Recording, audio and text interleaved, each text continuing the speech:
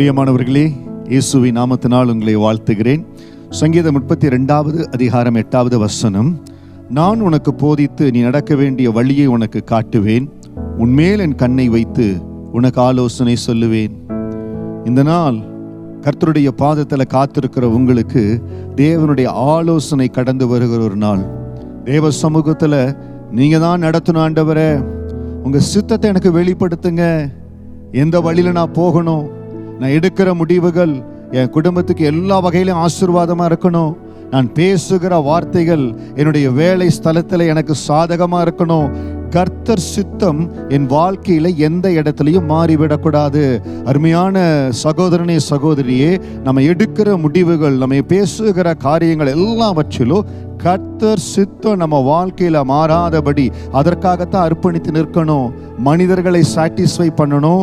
சில இடத்துல இந்த வேலையில நானே இருக்கணும், இதே இடத்துல இருக்கணும். தயவு செய்து don't hold to anything. Do not be stopped by anything.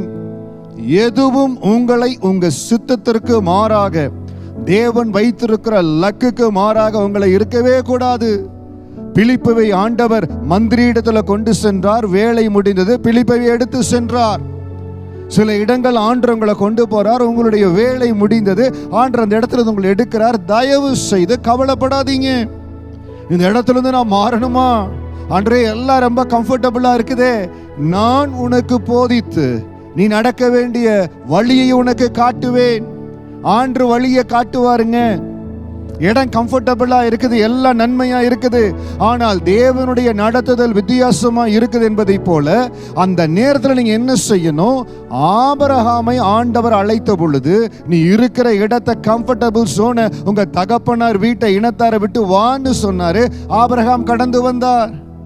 அருமையான தேவ பிள்ளைய, தேவ சித்தம் உங்க வாழ்க்கையில முழுமையாய் நடைபெறணும். கர்த்தர் விரும்புகிற காரியம் உங்க வாழ்க்கையில பரிபூர்ணமா நடக்கணும்னா தேவ ஆலோசனை நடக்க கற்றுக்கொள்ளுங்க. பிள்ளைகளை பெற்றெடுத்துட்டோம், வளர்க்கிறோம். பிள்ளைகளுடைய வளர்ப்புல தேவ ஆலோசனை இருக்கணும். எல்லா பிள்ளையும் டாக்டருக்கு படிக்கிறதில்ல, எல்லா பிள்ளையும் இன்ஜினியரிங்கு படிக்கிறதில்ல, எல்லாரும் டெக்னிக்கல் லைன்ல போறதில்லை, எல்லாரும் MBA படிக்கிறதில்ல. ஏன் பிள்ளைக்கு கர்த்தர் வைத்திருக்கிற வழி என்ன? அதை மிக கவனமாய், ஆண்டவரே நடக்க வேண்டிய வழியை காட்டுங்க, எங்க மேல உங்க கண்ணை வைத்து உங்க ஆலோசனை சொல்லுங்க. தேவ ஆலோசனைக்காய் நீங்கள் காத்திருப்பீர்கள் என்றால், தேவனிடத்திலிருந்து வருகிற ஆலோசனையை மனப்பூர்வமா ஏற்றுக்கொள்ளுவீங்கன்னா இந்த லைஃப்ல ஸ்ட்ரெஸ் இருக்காதுங்க. இந்த லைஃப்ல நான் ரொம்ப கஷ்டப்படுறேன் இருக்காது. தேவனுடைய ஆலோசனையை பரிபூரணமா ஏற்றுக்கொள்ளுங்க. இன்றைக்கு தேவ சமூகத்தில் உங்களை ஒப்புக் கொடுங்க. ஆண்டவரே, சங்கீதம் 32:8 படி நீங்க எனக்கு போதித்து நான் நடக்க வேண்டிய வழி எனக்கு காட்டுங்க. நான் எந்த இடத்துல நிற்கணும், எந்த முடிவு எடுக்கணும், என் பிள்ளைகளுக்கு என்ன முடிவு எடுக்கணும். Don't force your children. பிள்ளைகளை நான் சொல்ற வழியில் தான் போகணும், கட்டாயப்படுத்தாதீங்க. தெய்வமே, நீங்க என்ன சுத்த வச்சிருக்கிறீங்க, நான் இப்படித்தான் செய்வேன், இப்படித்தான் காரியங்களை செய்வேன். எந்த இடத்துல உங்களுக்கு சில காரியங்கள் ஃபோர்ஸ் பண்ணப்படுதோ, புகுத்தப்படுதோ, please move that from the place. அது வேலை ஸ்தலமா இருக்கலாம், உங்களுடைய பார்ட்னர்ஷிப்பா இருக்கலாம், எந்த இடமா இருந்தாலும் உங்களை அழுத்துகிற தேவனுடைய ஆறுதல், தேவனுடைய இளைப்பாறுதல் இருக்கிற இடத்துல தான் காரியங்களை கட்டி எழுப்ப முடியும். உங்களை தடுக்க நினைக்கிற, உங்களை அழுத்த நினைக்கிற இடங்கள் எதுவானாலும் தேவ சமூகத்தில் ஒப்பு கொடுங்க.